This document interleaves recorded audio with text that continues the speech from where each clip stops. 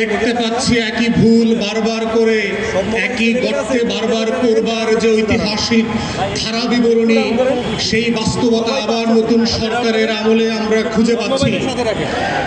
বাংলাদেশের জনগণকে বোঝা দরকার, আজকে সীমান্ত হত্যা, পুশিনের নামে যা যা চলছে, অথবা বাংলাদেশি একজন প্রতিমন্ত্রীর মর্যাদায় উপদেষ্টাকে যে ব্যবহার এবং হেনস্থা করা হয়েছে, এটা নতুন কোনো ঘটনা না। আমরা গত দশক থেকে দেখেছি বাংলাদেশের নাগরিকরা পড়ালেখা হোক, ট্রানজিট হোক আর চিকিৎসা হোক, ভারতের বিভিন্ন বন্দরে, সেটা স্থল সীমান্ত হোক আর বিমানবন্দর হোক, প্রত্যেক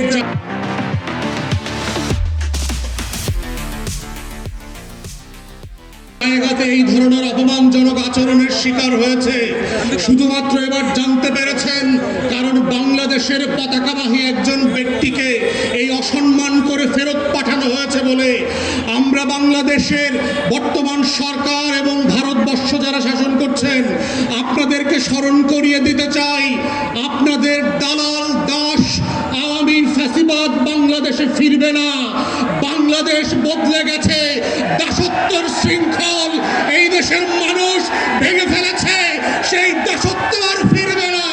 যারা প্রকাশ স্বর্গে বাস করছেন, আগামী দিনে আমাদের দেশের পতাকাকে অপমান করে পুশিনের চেষ্টা করে হাজার হাজার ভারতীয় নাগরিককে অনুপ্রবেশকারী বানিয়ে রাত 2টার সময় বিভিন্ন লোকেশনে ফেরত পাঠাচ্ছেন। মনে রাখবেন, বাংলাদেশ আওয়ামী ফ্যাসিবাদের সেই পুশিনার মেনে নেবে না।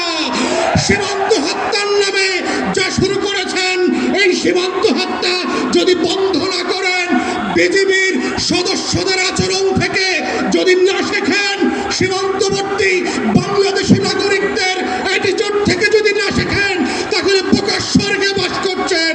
দিল্লির আধিপত্যবাদ আমরা ত্রয়োদশ সংসদে মেনে নেই নাই, 13-14 সেঞ্চুরিতে মেনে নেই নাই। বাংলার শাসকদের, দিল্লির শাসকদের পরাজিত করবার ইতিহাস আছে।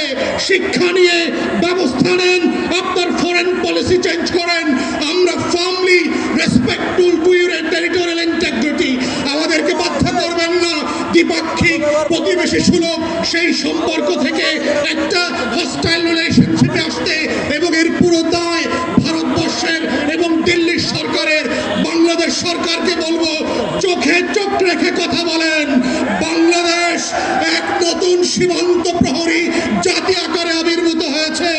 নত জন পররাষ্ট্রনীতির কেউ প্রয়োজন আর পড়বে না। আসেন, আপনারা যতদিন সাহসীভাবে ভূমিকা রাখবেন, বাংলাদেশের প্রত্যেকটা নাগরিক 11 দল হোক আর 11 দলের বাইরে হোক, আমরা আপনাদের পাশে থাকবো। লাল সবুজের পতাকাকে পাহারা